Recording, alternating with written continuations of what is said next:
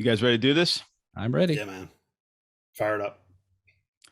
All right, listeners, we are back. This month, we're going to talk about zines, the good, the bad, the beautiful. We've got Andy Markham with us. He is a self-proclaimed zinophile. Is that the right word, Andy? I'm just a fan. How are you? All right. He's a fanboy, but that's true. And Andy's the smartest guy Scott knows. Well, that's a sad statement right there. in regards to yes, to a lot of the RPG history and whatnot. So yeah, but also I also want to introduce Andy because I've brought up your name in several occasions. You are the GM for the online game for the Ash campaign that you've been running for almost 2 years now. It seems like about 2 years and a couple of months, I think. Astonishing Swordsmen and Sorcerers of Hyperborea, otherwise known as Hyperborea. Right. And a wonderful outlet of historical and sage advice in regards to RPGs that you're more than willing to touch upon and provide to me and everyone else for all these years. And a lot of people, who listen to this will already know who you are through a lot of other areas, including the Spellburn podcast and other podcasts you've been on. So accolades all around, clap, clap. Welcome. Woo! I think, if you're in it for as long as I have been, somebody says you have accolades. The truth is I've just been gaming since before the dawn of time. So right. Those are my credentials. Well, those are good credentials. So we're here to talk about, the topic of the hour is we're here to talk about zines for a variety of reasons. And, obviously, people are aware it is Zine Month, and we'll touch on that a little bit later on. But we're here to discuss, all things zines. And what better way to talk about it than to bring someone who knows a hell of a lot more than we do. So Keith and I don't have to stumble and pretend like we know what we're talking about. And so... what is a zine, a history of the zines, where zines are currently in its modern incarnation, and, toss in a bit of opinions here or there and just have a general casual discussion of it. So sounds like a blast. Let's do it. All right. So where would you like to start? Well, before we get started, let me caveat this for listeners. If you head over to our YouTube channel, you'll be able to see some video footage. Andy's got some show and tells that may end up on the camera. So if you want to check out some of these older zines, some newer things as the conversation's happening, obviously check out our YouTube channel. Yes. And I brought some also just for fun, for shits and giggles. So nice. Yeah, I got a few. So look, Keith, where should we steer the ship? Where would we like to begin? Well, I think let's start. Obviously, let's go back in time, right? Kind of rewind everything. Let's go back to the beginning, but zines have been around in my research since like the 30s with some pulp stuff, pulp sci-fi. So even before then, like 1800s amateur press association, zines, Yeah. There you go. So let's start with that. Like, so for zine collectors, right? What is a zine? Like, what was a zine in the 70s as it relates to like role-playing games or even other genres that influenced our love of our own hobby to have zines? I think at its core, it's just a way for people to express their fandom and to participate in a thing that they love in any genre that might be, music or pulp fiction, movies, and of course, role-playing games. Okay.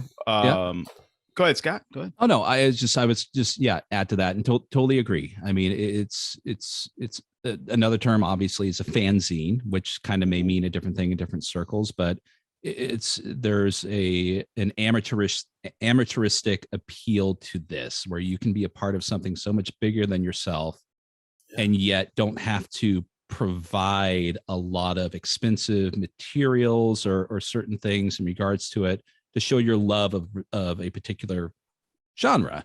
And yeah, it's probably been around for a long time, but the general definition of what is a zine has always been this this kind of like, I'm going to get 2 pieces of paper, go to my dad's office when he's not there, run a few things through the copy machine, including my butt at least once, staple that together, and now we know what Scott does in his free time. Oh, geez, I just did it before we started.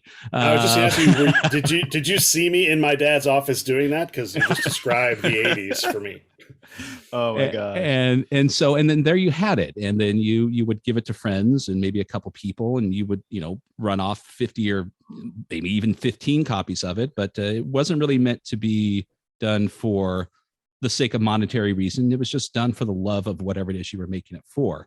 Yeah, they were like handouts or flyers. Like, here's what I love about our scene, and here's how I want to grow our scene. And please acknowledge me. I'm in our scene or whatever. And it was handouts, like flyers, almost like, or business cards. Right. Yeah, I remember in the music scene when I was a teenager, going to the clubs and stuff and checking out live shows and garage bands and whatnot, getting like a little 4-page, maybe 6-page single staple, maybe triple staple zine that somebody ran off like at Kinko's or or at the Xerox machine at mom or dad's work. I mean, I remember those things. Cheesy art.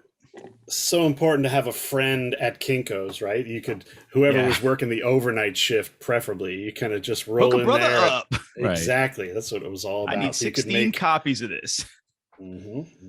So, well, then I guess, with that, in that regards, there's a general idea of, what may constitute at least a zine from its inception. And so, a lot of it, a lot of people may instantly recognize something within music. I mean, it's big within music, but it doesn't mean it was singular to that.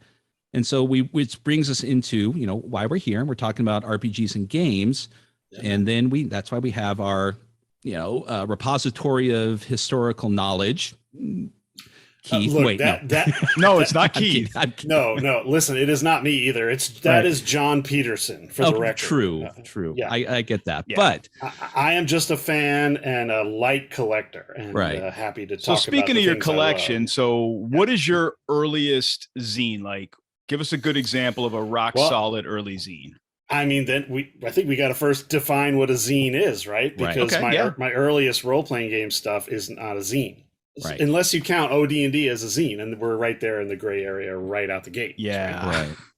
All right. So then collectively, how are we going to define the zine for listeners so we can, as the basis of this conversation? I think the general point is that you can't, but you can express your opinion about what it is. Right. Typically, it is some DIY style, stapled, digest size thing. Doesn't have to be digest. In fact, some of the more important zines in RPG history are 8.5 by 11, most notably Alarms and Excursions. But most people think of a zine as a digest size or an A5 sized, for those in the UK, stapled, handmade pamphlet style thing, which is why it's so confusing with early role-playing games, because Chainmail 1971 came out in that style, and of course original Dungeons and Dragons 1974 were all in the pamphlet style presentation. Right. Now I know you have a collecting passion for Arduin. Did I say it right? Yeah, sure. Well, some people say Arduin, but I say Arduin because D is in there somewhere. Yeah, exactly. So, but to me, that's always been a zine. It has this DIY look to it. It has the digester A5 size to it, saddle stitched. The early ones look like they could have been high-end Kinko's. Sure. But they were also made to emulate the OD&D books, right? Like the little brown books of original Dungeons and Dragons the Arduin books are packaged similarly with the same kind of hand sketched amateur style art. Also, Errol Otis's first paid work. Very true. Why wouldn't those be a zine though? Well, I think I would call them a zine. You call them a zine. I don't think the author, David A. Hargrave, would call them a zine. He would call it a system. I would disagree, and so did Gary Gygax in multiple zines.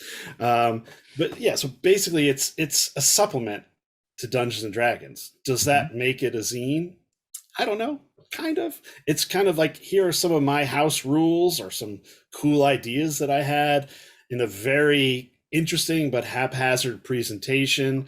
Right. And you flip through it and every page is just dripping with evocative inspiration, which is what drew me to them. Of course, I was a kid at the time and I still love them. But yeah, I think they're zines, but I think the author would disagree that they are zines. So what are some good examples then of that early zine stage? We were discussing earlier of how, like, you know, the creation of what would become, you know, D&D and chainmail, you know, was this culmination of what you said were, like, you know, just a variety of different, you know, fanzines of that particular scene.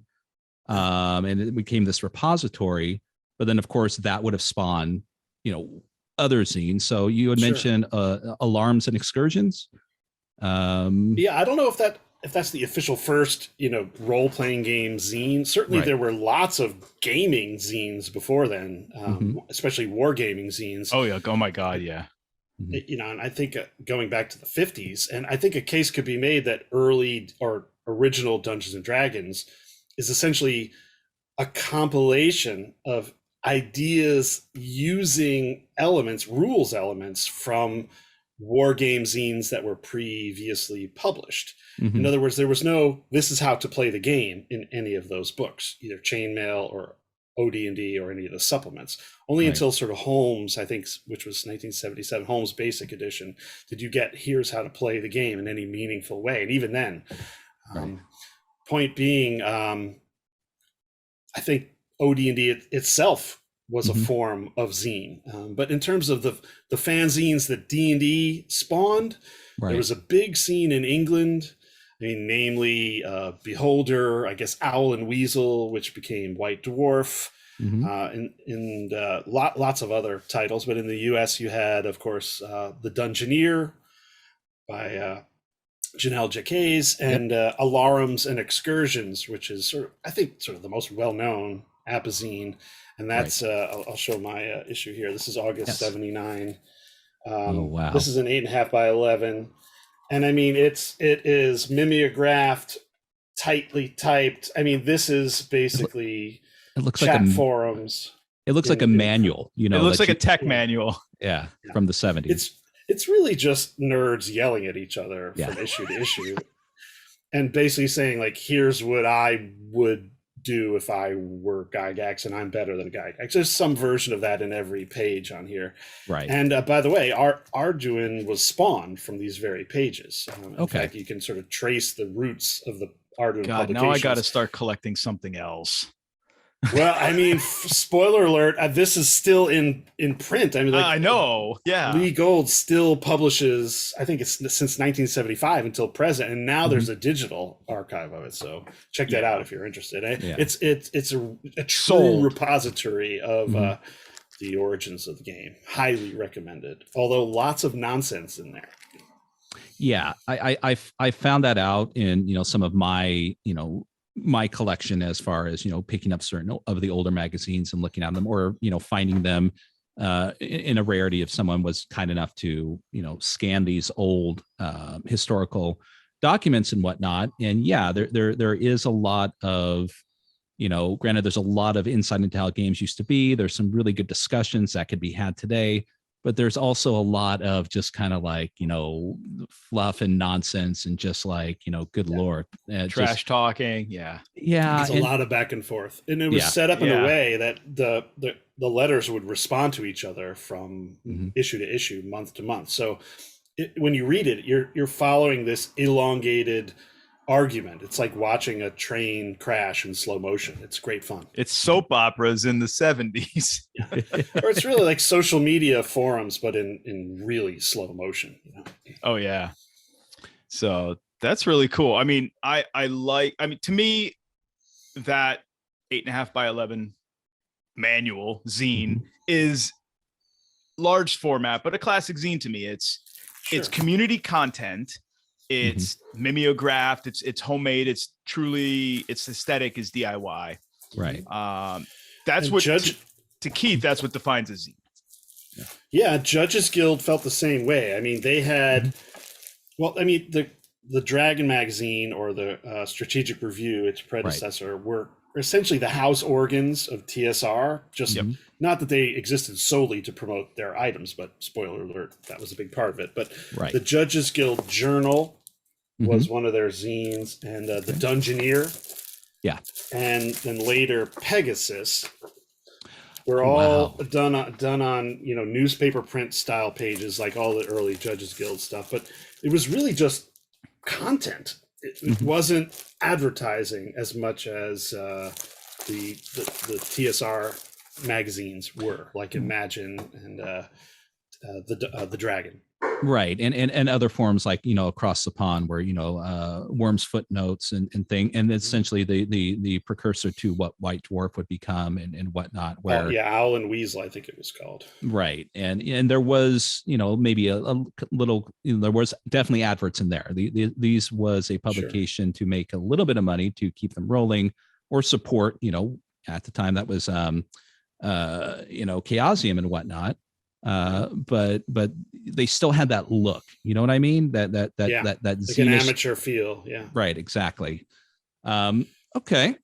Well, I think we're kind of, I could be wrong, but it's kind of sounds like, at least from the inception, we have a relatively level definition of what we considered a zine to be, or what it was when it came out. But if we go ask 6 other people, they'll have 6 other definitions of what a zine is. So, but I tell you, the one common thread that I think most people will agree on is the DIY, the do-it-yourself aesthetic. This sort of homemade, I want to contribute, and it's not mass marketed. It's not professionally glossily presented, at least back in the day. These days, the sky's the limit. But I think that DIY aesthetic is a cornerstone of what the zine thing is. Right. Defined.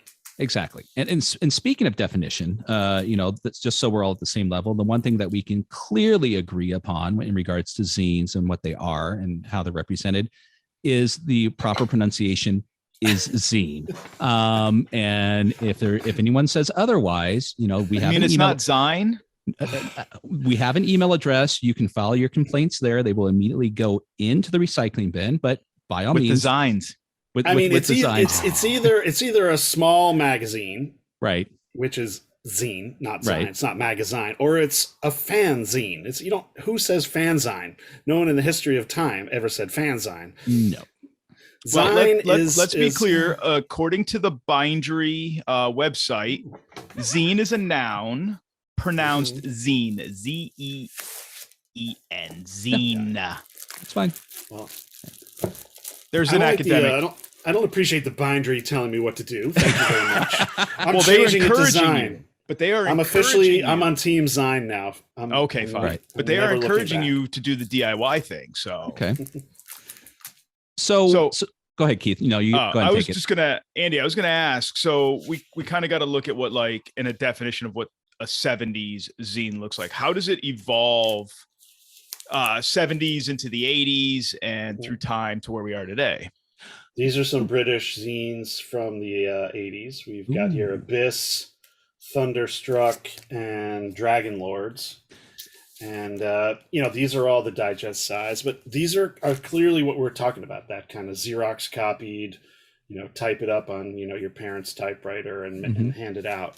But I think in the 80s, pretty much the same thing. But in the 90s, all of a sudden Microsoft Word became ubiquitous, and then the desktop publishing boom began, and some of the worst layouts in history were seen at that point.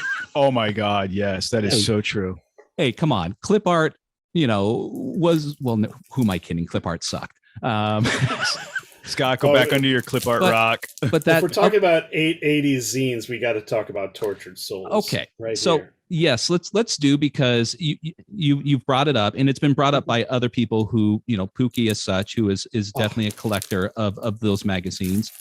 But awesome. For those of us who aren't familiar, what is Tortured Souls? It's basically a magazine from the UK by a company called Beast Entertainment, or they call themselves Beast Ents, and they published 12 issues of Tortured Souls with an exclamation point at the end. Right. And what it really is are scenarios for AD&D, but they're done in this kind of pulpy ad hoc way. Right. And it has a slightly higher production value. It's kind of like between like Judges Guild and TSR of the era. And I think it's mid to late 80s, like 84 to 88 or something like that. And then it's segued into other different companies and periodicals after that. But there's just something so metal and trashy and cheesy and gonzo about it. Kind of like the Arduin stuff was in the late 70s. And I just have a personal place in my heart for it. Oh, that's I mean, that cover's badass. Yeah. I've seen some of the other covers too. They're all any one of them could be an 80s metal album cover. I mean, it's it's like Lamentations of the Flame Princess before Lamentations. Right. So that brings us to a question then, if you know the answer to it. Keith and I were talking earlier before you popped on, and at least for us, when we were gaming in the 90s, even with the explosion of word processing and home publishing and whatnot, for the life of us, neither one of us could think of, unless it's something just local to an area, just between friends or small group, of some zines that existed, because we were in the shadow of the all-powerful TSR at the time, and the only magazines that at least I would be familiar with would be like Dragon or Dungeon or White Dwarf, that kind of thing. So do you have any reference for that period, that some that might be around? I don't off the top of my head. Okay. I possess some small digest-sized zines that were made in the 90s. I didn't pull them, and I don't remember the titles off the top of my head, but they have this, dot matrix aesthetic to them that is at once endearing and awful, incredible and loathsome. Yeah. And the truth is, I was on the road all of the 90s, so I just wasn't around for that. I saw plenty of rock and roll zines on the road, but I was playing tons of D&D on the tour bus, but I was not collecting zines in the 90s.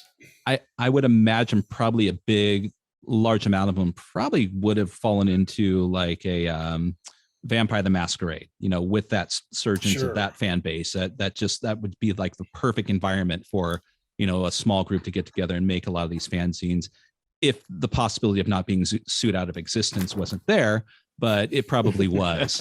But yeah, that's kind of an interesting period, because it just kind of seems to fall off a little bit, or at least it wasn't as prevalent as it was. Not saying that it didn't exist. I don't recall anything, but again, the early mid 90s, I was off in boot camp and and playing soldier airman, and then I had a moderate break in the whole gaming scene, and I got back into it in the mid 90s after getting situated at my first duty station, all that. And it was AD&D and nothing but AD&D, because we're here in South Carolina, where I was at the time, God knows I'm still here, you couldn't find all the other stuff. It was hard to find anything else, let alone a zine of any kind.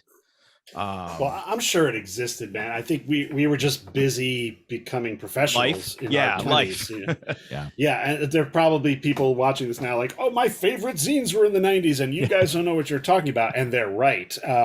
We could probably do a 2-hour show on zines from the 90s.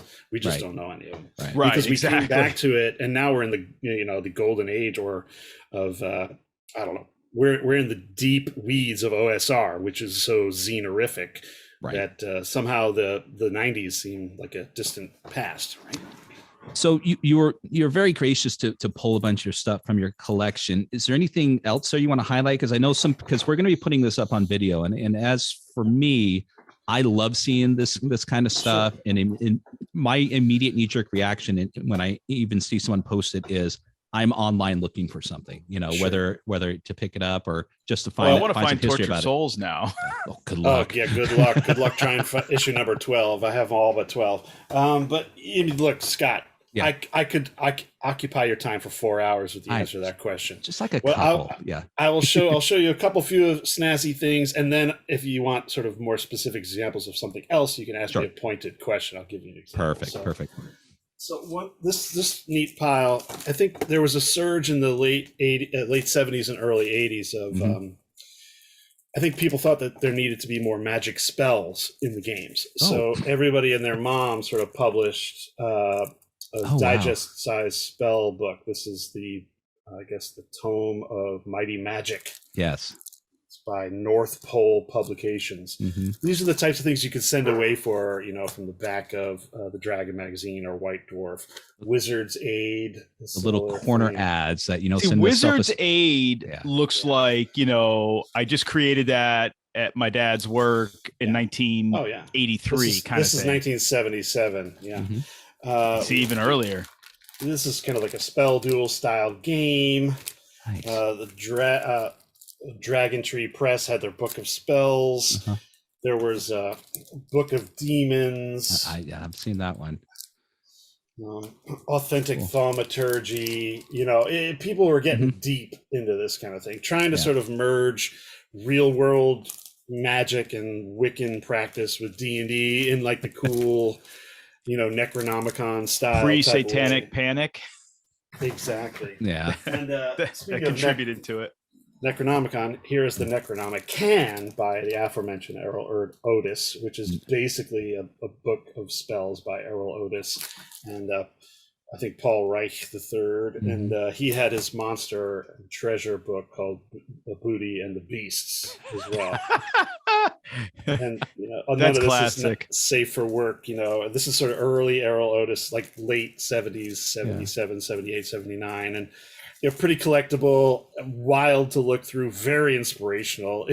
If I haven't prepped for a game, I could just pull one of these off the shelf, open to any page, and either an image or a phrase or a concept will inspire me, and I could milk that into a 4-hour game. Nice. So that's really what zines are for me. They are sources of inspiration that are a little off the beaten path. They're getting into the mind of somebody's idea of what's cool in role-playing games. And I get sick of my own mind. I want to reach into somebody else's mind and learn. And this is the coolest way to get a glimpse into that, into their world. Excellent. So those are awesome. So we hit the 90s, and granted, obviously, like you said, there's probably a ton of zines we're just not aware of. But at a certain point, this DIY aesthetic starts to grow a little bit, I think, as we're kind of getting through the history a bit. Would this lead us into what essentially would become the OSR, or was it the OSR that led to this zine DIY aesthetic, kind of where we're getting almost to today? One hand scratches the other, right? And everyone's going to have a different opinion on that. First of all, no one can agree on what the OSR is, let alone when it started. But look, to answer your question in a zine context, here are some of the more important and early zines of the OSR. So, this is Fight On magazine. Okay. Oh yeah, I remember Fight On. And some of the more prominent OSR authors and publishers, sort of, not that they got their start doing this, but this is one of the more prominent outlets for it. There were numerous other outlets, including, I think it's called AFS, is one of the earlier quote unquote OSR zines, which I should pull some. They had a neat sort of plastic spiral binding. This is Knockspell. Oh yeah. So swords and wizardry focus, but look, OD&D and DX or Holmes Basic, and then speaking of the UK, Oubliette. Yes. Oubliette. And there are tons more, but these are sort of some of the prominent titles. Also, you'll notice 8.5 by 11 format. Right. I was just going to say that. And these are prominent early OSR print zines, and a lot of these are print on demand, and they are pulled from what we call, I guess, the blogosphere. Basically gamers of our age or thereabouts who've been gaming since either the late 70s or early 80s, who now have either disposable income and time or both, and are talking about it on the internet because blogs are a thing now. Right. That sort of, I don't know anything about that. Exactly. That's sort of what we all do all day, every day.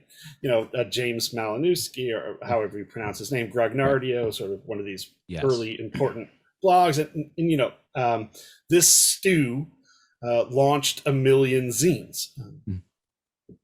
Right.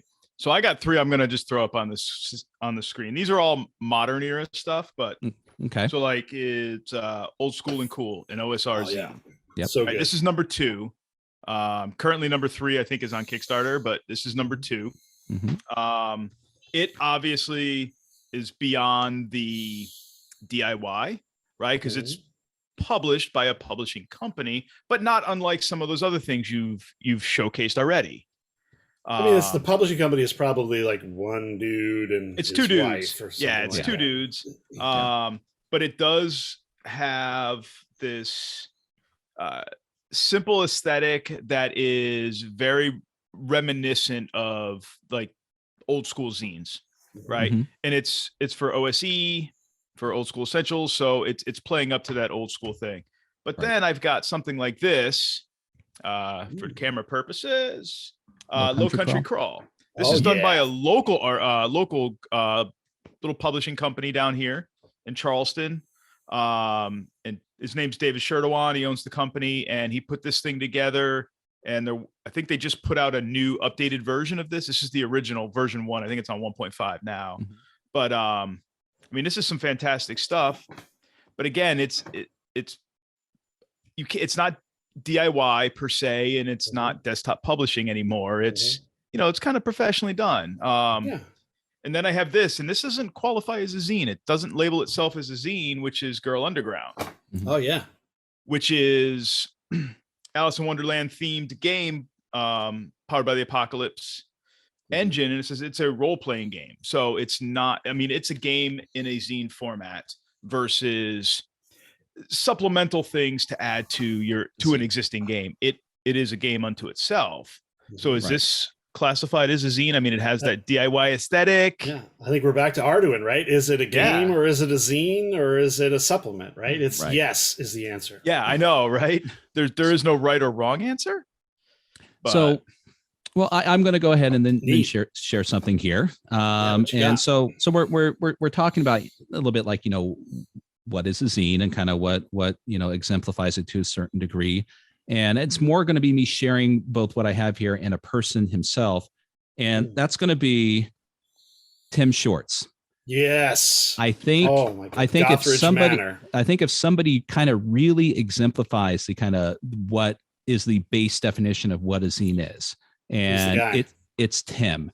And I mean, and Tim, it's here's some NPCs. He may do 1 month. Here's a little tiny leaflet of an adventure. Here is, a supplement to something else. And he's producing these things, pretty much every other month. You never know what you're going to get. It's just whatever floats his boat. But he's consistent, but between this and what he's doing, online, supporting other people with the Zine group on Facebook and wherever else, I think with all of the, when you saying, hey, this is zine-like, or this is technically a zine, but it's well produced and it's glossy. Just him really kind of really produces this DIY thing and doesn't really stray from it much. Even the one thing he kickstarted, you realize you just said DUI. DUI. Well, yes, I'm not drinking. Wait. Scott, are you drinking again? What's up, buddy? No, DIY. Yeah, DUI. That's a different subject. But yeah, the DIY. Even the one thing that he kind of kickstarted and finally came through after this whole COVID thing, still has that kind of that I made this. I just printed this and shipped it in an envelope yesterday. Well, yeah, he does it. He does it all himself. He staples it himself and he mails it himself. He is true DIY. And for the record, he does have an actual zine called The Manor. Yeah, see, that's the one I'm familiar with. Yeah. And then he's got his Patreon, which, like you were saying, like he produces these tiny little module. He tries everything. I love Tim Shorts. I love Gothridge Manor, and I love what he does. He runs the gamut. I'm so glad you brought that up, Scott. I was going to highlight him too. Yeah, no, but I want to highlight Ryan Thompson though. While we're highlighting some classics as I cover. Bring out Ryan. Yeah. So Ryan does these modules. They're not even modules. I mean, some are modules. Some are a hodgepodge collection of spells or character classes, options, all kinds of neat little things for Old School Essentials or any OSR game for that matter. Mm-hmm. Some are specifically a module, like the Hidden Hand of the Horla, which I know he just recently kickstarted. Scott, you did that one, right? Yep. Yeah, so I have the original limited orange cover, like the first run of this stuff, and these truly have this DIY vibe. Right. I know they were printed by Mixum or something like that, one of those companies, but through and through, they just kind of exude this classic look and feel. It's got this non-shiny, it's a matte natural finish, like cardstock cover with black art, not say Planner Compass, which I love, but that's a little over the top in terms of production value. That's just a different thing. Yeah. Right. Not that it's bad. I love it. I love both of these. But Ryan does some really good stuff. Right. Agreed. So then that kind of rolls into the modern day thing. So, here we have companies like, Goodman Games, who's supporting people who are creating zines. We have Tim Shorts, who's creating stuff. We have, James,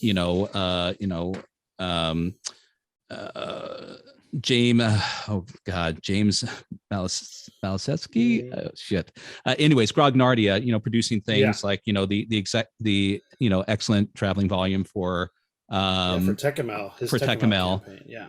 And then, and this is a recent thing, but then we start kind of rolling into a group of people going, well, hey, we're supporting each other kind of haphazardly in a various of outlets, through, what would previously be, Google Plus, but other social media and whatnot. What if we when Google Plus died, and a lot of the interconnectivity and the communication just fell apart, what can we do to support other people and just bring these creations to light, however minimal they may be? And then we have, what would roll into, the beginnings of Zine Quest. Sure. And then that just kind of seemed to open up the floodgates of, where we're at today, of just, these zines just kind of, what was just maybe a few people just kind of going, hey, here's my little homemade thing, exploded into, I wouldn't say it would be like into like the aspects of, hey, this is like a really serious, corporate excursion to a degree, but there's people who, rolling into this next Zine Quest, this is their bread and butter. This is what they've been creating and saving up for, to essentially, I'm going to produce something, and this is going to take care of some financial needs and whatnot. And then, it put a very public spotlight on an otherwise underground do-it-yourself movement, right? Because at the time, Kickstarter was very prominent in the RPG industry. I think this was, as it was peaking, it still is quite prominent, obviously. And and one of the executives over there, Luke Crane, invented Zine Quest. I think that was 2018. Yep. And man, I think it even caught them off guard how many people were interested. And of course, all the 5e people who were maybe publishing blogs said, wow, I think I could do a folded, stapled, saddle stitched thing, and here's my opportunity for it. And Zine Quest gave it a platform and a spotlight. And how cool was that? Right. Fantastic. And then, but with it came expectations of like, this quality expectations. Yes. It was kind of an arms race, right? It was like, who can make the coolest thing, right? Right. Who can one-upmanship the next team working on one, or who can make the crappiest, right? Who can make the most derelict looking thing, and everything in between. I guess so. Everyone has their different version of what's cool, and Zine Quest ran that gamut, right? But then became the confusion of like, when you paid $15 for it, and it looked like someone had folded it haphazardly. You're like, which wouldn't have been a problem years ago, because that's the zine. It never folded correctly when you try to fold the printer paper together. But now it's like, hey, man. Show you Exhibit A, hypergraphia. There it is. It does not fold properly. This is truly a DIY. Push it together. And that's 2019. Nice. So, but no, I me personally, I really love where it's gone. The platform that Zine Quest provides for a lot of people who otherwise would have fallen into the black hole of even Kickstarter, or itch.io or something, just lost in the noise and the vacuum. At least they get somewhat of a bit of an uplift, and support from this. And kind of like you said earlier, Andy, it's at least for me, it's one of those where I've got this little section on my shelf where, and granted, I've self-confessed of like, there's tons up there that wow, this looks neat, and boom, on the shelf it went. Sure. That, but I can still pull down, open this up and go, wow, this is inspirational towards anything. It doesn't have to be, genre specific. But yeah, it's something that we all, love to support in one shape or another, but it is growing and becoming less definable as, what constitutes, what is a zine now? Is this zine this kind of haphazardly made, folded together thing, stapled and sent out? Or is it this beautiful glossy thing that someone's been working on for a year? And that's where Keith has a problem with this whole zine conversation. So let me throw my elephant out there to trample on you guys, and then you can kick it in the nuts on its way. Bring out your elephant, Keith. All right. So my elephant is, so I said I love Planner Compass, and I do, but as I know what their plans are over the years, because I've written reviews about these two, issue 1, issue 2. Mm-hmm. And I know issue 3 is on Kickstarter right now, and I know they have a long production future. But to me, these things and several other zines that I've gotten recently to review, what's it called? Brew Kessel is one for Old School Essentials. I mean, that thing has it's settle stitch, but it has a squared off cover. It's that thick. It's 65, 68 pages, something like that. But these things, to me, these zines are starting to turn into what would be better produced as a book. Mm-hmm. So here's my issue with the whole modern zine scene. Is love Planner Compass, but at $15 a book, by the time this run is done, there's probably going to be about 12 of these things. It'd be for the consumer. If you love collecting zines, like I know Andy does, right? And we all kind of do to some extent. These are fun to collect and read and use and do that kind of thing. But I would, strictly as a consumer, I'd rather buy this as a damn printed book. Yeah. Collected, put the time, effort, money, and resources into developing this in its full capacity at one go, and let's do this. I mean, well, look, Keith, that's the consumer honest. in me. That's what these publishers are working towards. They're getting their ideas out piecemeal in smaller formats while they are, 1, writing the material, 2, getting experience with layout and production techniques, and 3, building a fan base. And then when they have all those 3 in hand, they're going to publish it in a book format, either in a compilation of the zines or in a completely full new layout with additional material. We have countless examples of this. Oh yeah. I mean, look at Knock, right? Or Oubliette. I mean, you can buy the DIY collected version of volumes 1 to 4, volumes 1 to 8. Fight On is the same way too. Yeah, Back to Basics did the same thing. Yeah. Certainly, Crawling Under a Broken Moon for DCC. Gong Farmer's Almanac are perfect examples of those things. Right. But Gong Farmers is a perfect example of a community-built, DIY-esque, because it's kind of this digital thing that you can do POD. We and then you can get the collected version. Gong Farmers, it's true. That's an incredible phenomenon. The Gong Farmers are. It's basically crowdsourcing in zine format, and then, like you just said, you can buy them in individual portions, or you can get the compiled zine collection on Lulu, which is just such a cool resource. An incredible project and affordable. I mean, we're not talking a $60 book, and it's, sometimes it seems like it should be, but I mean, what are they, like $30 for a hardcover, the collected version? It's a 30-ish. Yeah, that's the fancy one. I think you can get soft covers for I don't know, I don't want to speak out of class, but much cheaper than that. Yeah.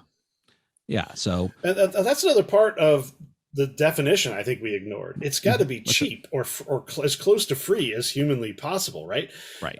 And Keith, this speaks to your sort of maybe gripe with the emerging scene, is that maybe we're straying away from that. Let's keep it as close to $1 or $5 or $10, and we're starting to get fancy, right? We're starting to charge $12, $15, $18, $20 for these zines. At what point does it go from being a zine to being a book? A book, right? So,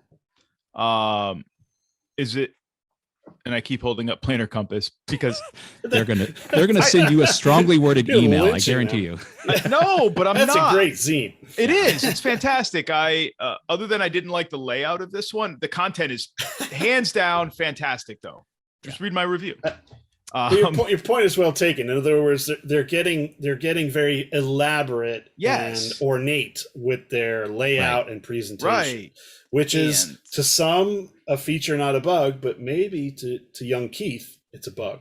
Yeah, and at least it's an elephant. Well, me, it's my elephant. So just keep kicking it in the nuts. All right. Well, you're getting in that territory when you're dealing with music. Is like, oh my God, they're selling out. You know, this scene that I've supported for so long and that I just love.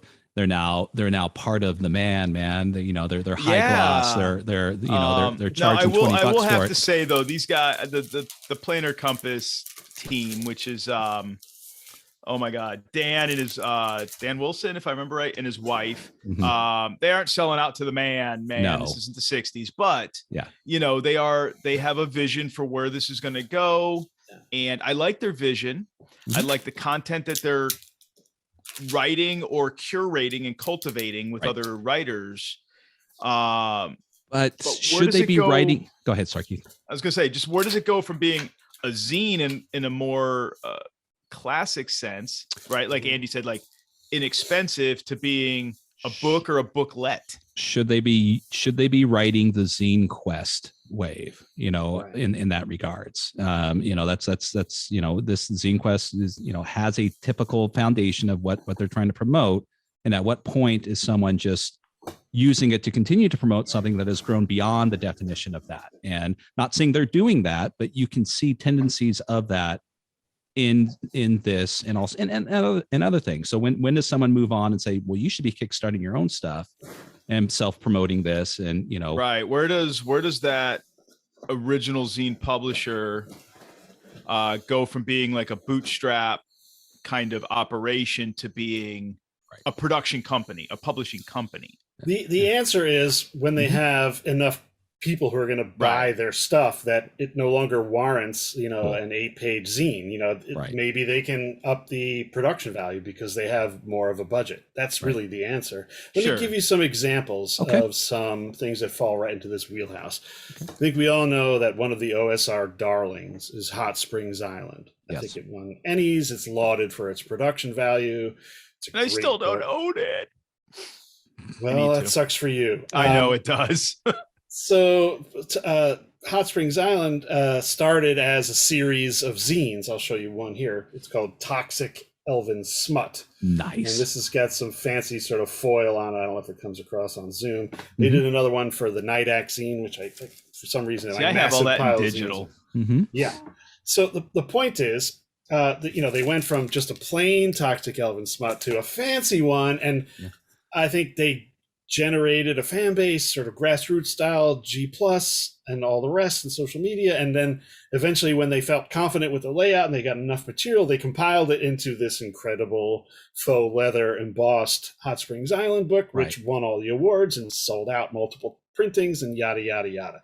Same case could be made. I mean, the quintessential one for the OSR is Lamentations of the Flame Princess, which started as a freaking heavy metal fanzine, right, by James Raggi, and which was called Lamentations of the Flame Princess, and then became a game, which he started in all zine form before the box sets. I remember the Grindhouse edition. Yeah, well, there's 6 or 7 years before that led up to that, and it was all stuff like this. That's a perfect example of what you're talking about. When does it go from being a zine into becoming a game or a book or a box set in that case? Yeah. Hyperborea, which we play every Saturday night, Scott, started as in zine format as well. Was it so? Just because I don't know the total history of Ash, I did own at one time the original box set, which had the spiral bound books. Yeah. So you're talking about this bad boy right here. Yes. But, Talanian also produced stuff for Osric in zine form. And some of his earlier dungeon scenarios were in zine form as well. Rats for in the Walls, Yeah, and so here's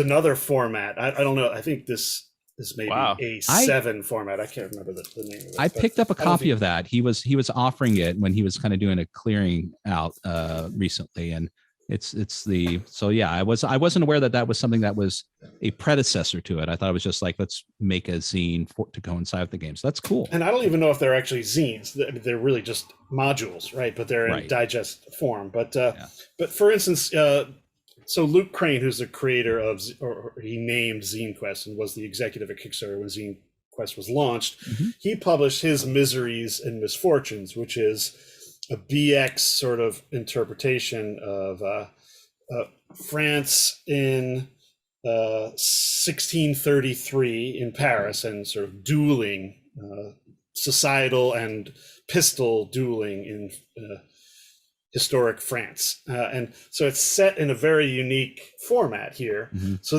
but it's also as DIY as you can get. It's it looks old school. It has an old school aesthetic. It uses all. I thought you pulled out like a weird shaped Baron Munchausen, to be honest with you. Point being, and then this emerged into an actual book later on, which he published, under his publishing company. Right. The point is, there's an evolution to all these things. Sure. And sometimes they just start and peter out. Sometimes they blossom into full-blown publishing companies. One other brief example is Paolo Greco at Lost Pages, who produces the Chthonic Codex box set. He produced these really cool zines early on, where I don't know if he did them himself, but they have a very DIY aesthetic, and now he's a legitimate OSR publisher. Right. So you hear that? So many things I need to learn about zines. Well, there's besides my elephant. We got together. Yeah, I know. Besides my elephant, who is now neutered. But that's okay because Keith's learning. It's cool. But like I said, I mean, we could ask six other people from around the world, and everybody would have their own definition of a zine. What makes a zine? What is a zine? What is a booklet? What's a book? So I think it's going to be one of those we can all agree to disagree on what a zine is. I think the three of us kind of have this overarching idea of what we accept as a general definition of a zine, but obviously everybody has their own opinion, so that's cool. And if they defer a certain bit, it doesn't really get under our craw unless they pronounce it Zine. If that's that is right out. Yeah. Nice. Oh, well played, sir.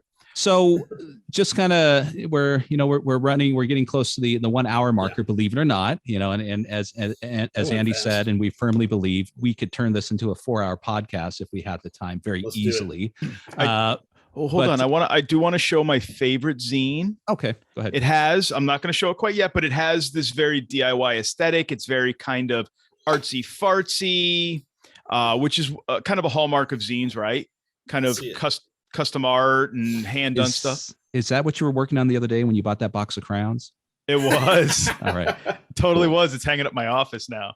I just want to show this. Is this a zine or a book? Morkborg? That's a book. Morkborg. Or I'm not going to butcher it and try to pronounce it. That's a game. So yes, it is a game. Lock, stock, and barrel. It's a game. But it came from what would be considered a zine, much like Mothership did. So right, but this has a lot of the hallmarks. Okay, although its production value is over the top, but it has a lot of the hallmarks of a zine. It's kind of this art punky hodgepodge collection of things, like art styles, anyways. Because this thing is glaringly bright, and it's just like over the top, which totally metal. I mean, does it? Let me show you an actual metal zine. Nice. Well, then there's Death Machine. Yeah. And we got to give a shout out to Mystic Punks. I mean, these guys rule the school. But I think, Keith, that is firmly not a zine. That game for sure. It may have evolved from zine culture and takes a lot of the aesthetics from it, but that is well. That's why I brought it up, because Keith does not think this Morkborg is a zine. I mean, it's clearly a hardcover book. It's by a publishing company done and then distributed through Free Legion. I mean, this is truly a book, but it does have some of the aesthetic of absolutely that it takes from like the zine culture. Oh yeah. Or the zine scene or the Zine scene. Oh, shame on you. And Scott, before you wrap this, I got to do a couple of honorable mentions from Please Melsonian the Arts Undercroft. Council, the Undercroft zine, Daniel Sell and company. They publish Troika now. Incredible zine. Vacant Ritual Assembly, which is done by Red Moon Medicine Show. A really incredible and inspirational zine. And I've heard nothing but good stuff about that. I don't own any of those, but yeah, it's hard. They're hard to get in print, but just get the PDFs for inspiration. And I think we got to say Gavin Norman's Dolmenwood, which has been actually published as Wormskin zine, and unfortunately they're all print on demand. But the content alone, and obviously it's going to get kickstarted into a ginormous, awesome book. But what an incredible zine! So Scott, we're coming on an hour here. Bring it home. So I was just wanted to touch on a couple subjects here before we kind of wrap it up. You wanted to mention, I would assume this might have to do with like the publishing aspects, but you did wanted to touch base on Lulu, and Lulu is definitely an important part of this conversation, I think. So,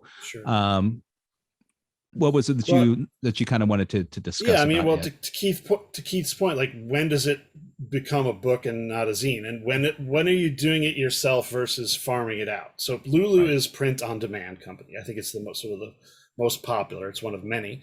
But if you generate content and then lay it out and then just upload it to a company like Lulu, and then they ship one copy to each person who buys it, is that the same as making your own zine?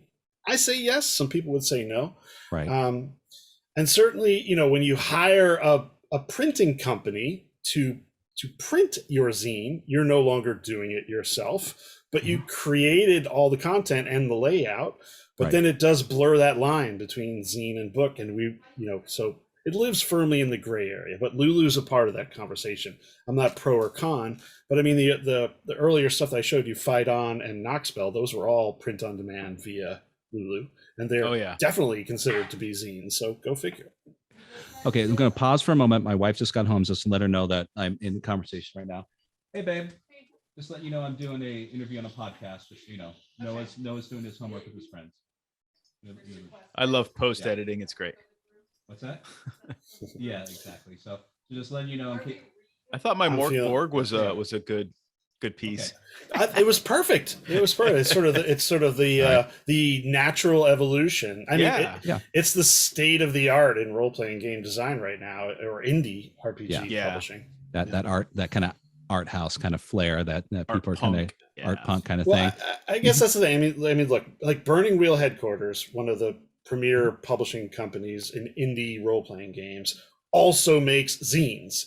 Yeah. Morkborg started from zines. Lamentations started from zines. A bunch of these companies, and they will probably continue to create more zines. The company that publishes Hot Springs Island still publishes handmade zines that I know for a fact the guy puts in the mail himself by hand. So it's both, and it's that gray area that is what we love. Well, Morkborg, just to carry that on for just a second, Morkborg itself has spawned with their third-party license a ton of zines, especially I know we're not going to get too deep into it, but like this year's zine month, right? Zemo or whatever they're calling it.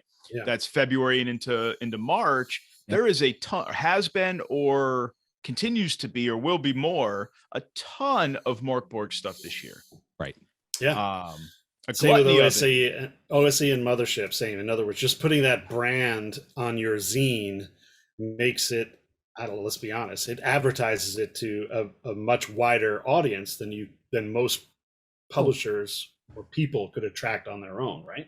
Without a doubt. You see that Mothership logo, you see that Morkborg. Well, it's yellow, so you know it's Morkborg. You see that DCC RPG logo in the corner, and OSC. You immediately, it draws you're going to look at it more so than maybe some of the other ones. So that goes without saying. I just thought the aesthetic, the layout of Morkborg was always like if the 80s band Stryper was crushed under a boot, that's what Morkborg would be. And then had children. Yeah. just the splattered remains of a squashed striper. I mean, the actual humans in Striper. They're dead. That's where the bright neon corpses. pink comes from. Okay, yes. Okay, yellow, listeners. Yellow. Yeah, yellow. Okay, listeners, you've heard it here. I want someone to now make an official Morkborg Striper themed adventure, please. Squished like a bee. Right. All right, that you know what? That's it. Yeah. We're gonna produce. Titterpigs is gonna create it. Oh God. We're gonna hand publish it, and Andy's gonna distribute it for us. There we go. Perfect. Ready for it. And then right. I'll be ready to be sued by Striper because I'm sure they're still around. And I'm ready to have the cases of unpurchased zines languish in my warehouse for decades. Excellent. There'll be a collector's item someday, never. Awesome. So do we want to talk about Zinemo at all? Well, yes. Yeah. So I was going to kind of roll it into, so we currently as we're recording this, it's 16th of February, 2022, right? Yeah. Mm-hmm. And Zine Month is firmly running and will run in through March as well. Yes. That being said, there was no Zine Quest this year, this time of year. It's been punted down the road to August, to the dismay of many little indie publishers that do the zine scene thing. So hence why it became Zine Month and not Zine Quest till later in the year. So I don't think we can talk about zines without at least kind of talking about Zine Month and Zine Quest's current upcoming iteration, at least at a high level. Yeah. Well, it's an astonishingly strange decision, I think, by Kickstarter to not do Zine Quest at the same time that they always have, which is, I think, like December or something like that.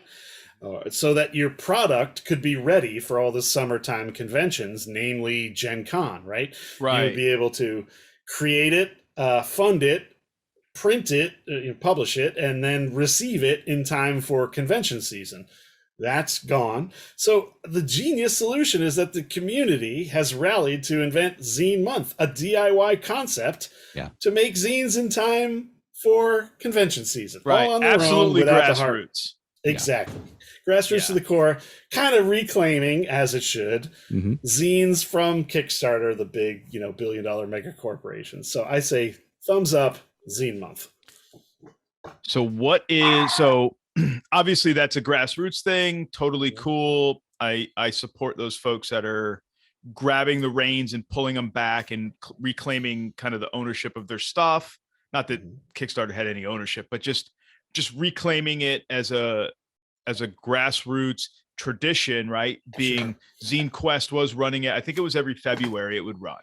And that's why a lot of these publishers had things in the production queue that were ready to go for February and into early March.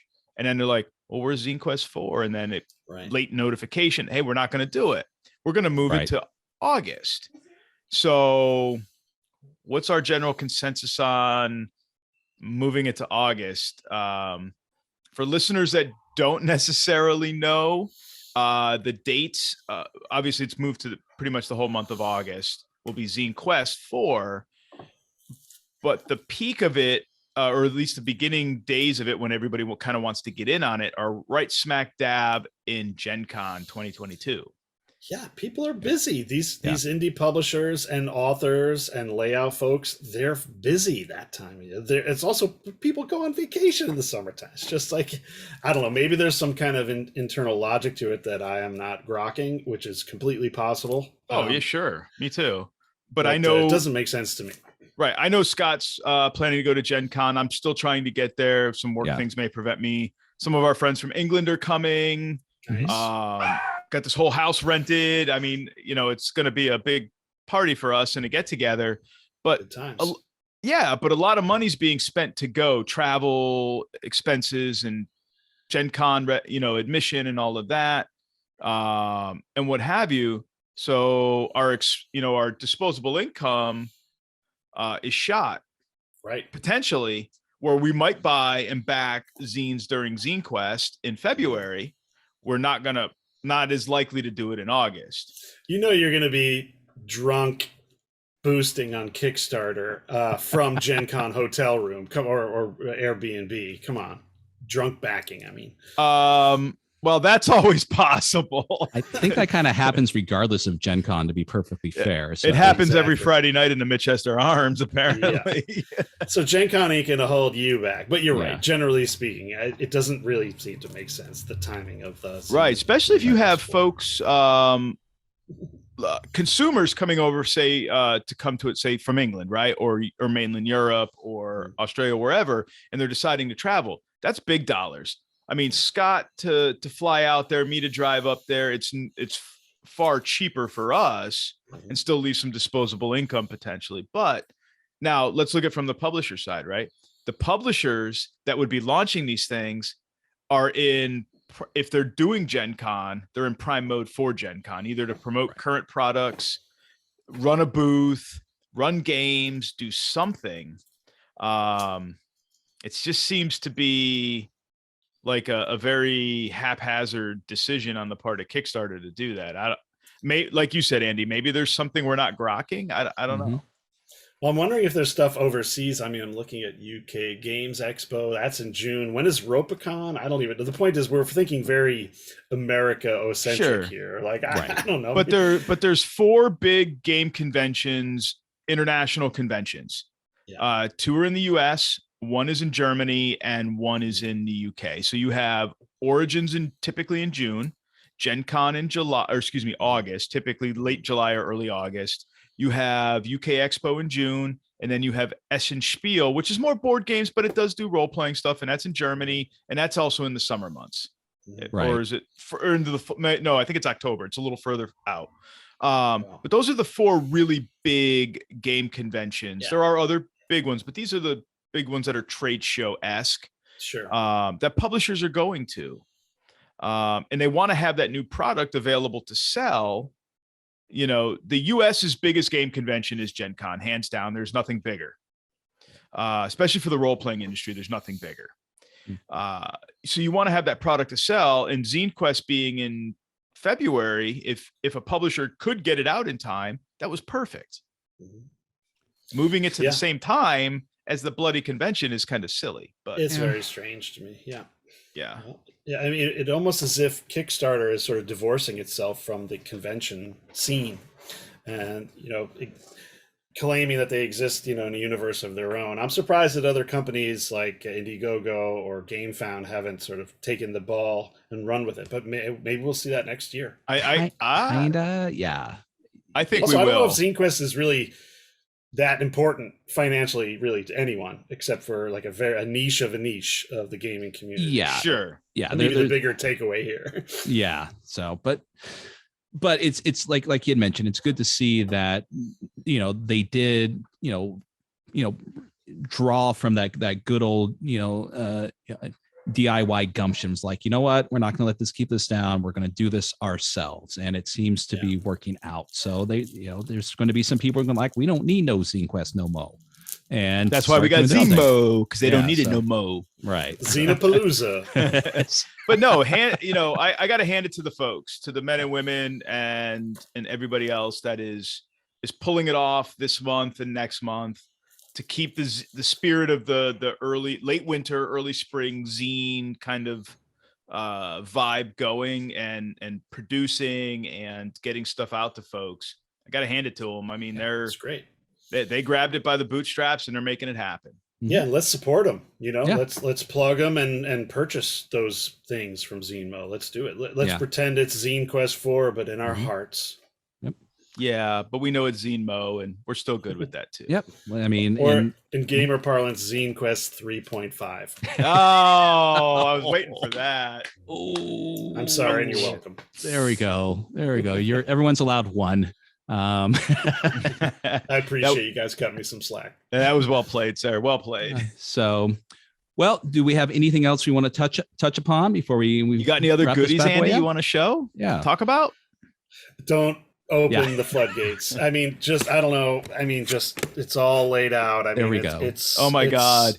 And that's just what I pulled off the shelf. I mean, right. So listeners, you have to go to YouTube and watch the spotlight on Andy's couch there, because it's just like That's like history right there. If we want to do a show that's like Andy's Zines, we could do that. It would be 4 hours long, but I'm happy to drag. We're going to book that. We'll call your agent. I'm going to definitely say, the first person that's going to comment on this is once Pookie's done wiping his saliva off of his screen, he's going to say, I want to see more. And I think a lot of listeners are going to do the same. Reach out. I'll talk shop with Pookie. I would definitely love to, hey, what's in Andy's pile today? And then we'll just, make it a thing. So, and just go in a little bit more detail on some of the zines you got there. So that's awesome. The truth is I do want to show you them all, but let's not go down that rabbit hole. But we'll, like I said, I'm being serious about let's do this again for sure. And I mean, it's just Z month is every month. As far as I'm concerned. So it's every month at Andy's house, believe me. So, do you have anything else you want to promote or talk about, Andy, before we, put a bow on it? Or all right, play games, make friends, have fun. Yes, touche. Be kind to each other. Don't fuck around. Absolutely, and definitely. With this is what it's about.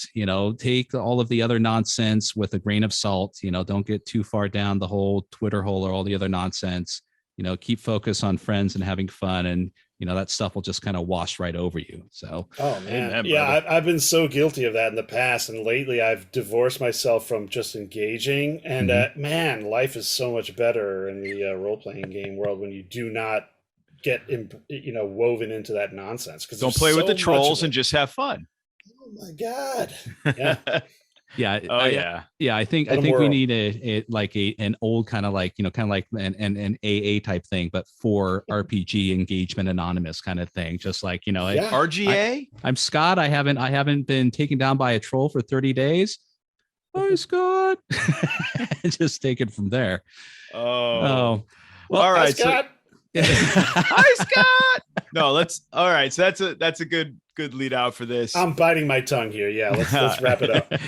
Be kind to everybody, play some games, get to know some new people, find some new friends, some new games, find a new zine for God's sakes. Yeah. And remember to kick my elephant in the nuts and keep moving. I mean, it's a nice elephant, Keith. It was nice to meet your elephant. Yeah, well, my elephant just needs to keep moving then.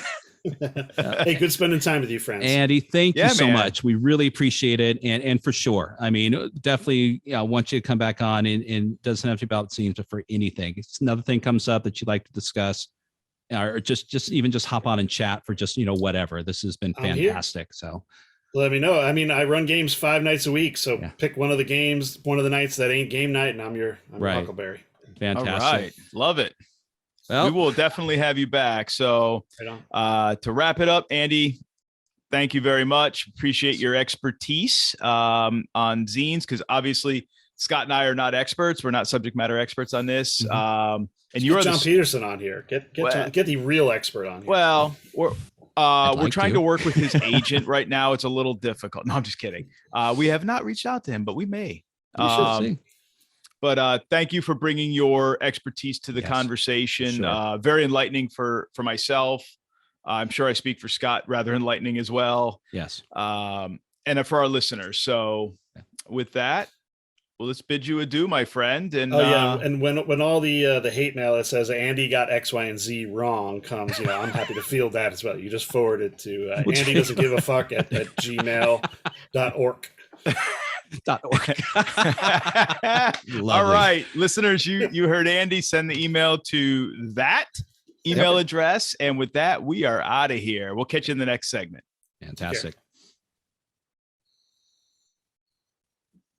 All right, I'm done recording on both streams. Hey, that was fun. I really that was awesome.